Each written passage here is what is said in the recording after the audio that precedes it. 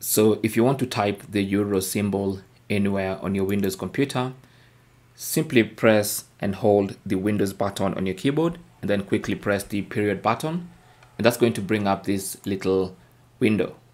Now on this window you have options. You can type emojis, you can add GIFs to your documents or wherever you're typing. More importantly, you need this category called symbols. So click on that, and then under symbols you also have other categories. So you have general punctuation categories, you have currency symbols, you have Latin symbols, all that stuff. So since you want a euro, we're going to select currency symbol, and then you should see all these currency symbols. Look for the euro symbol, click on it, and that's going to get typed, and you can click on it as many times as you want.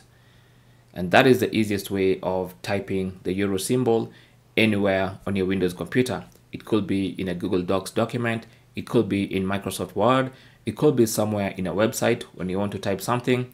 Anywhere, this works anywhere within the Windows environment. Thanks for watching.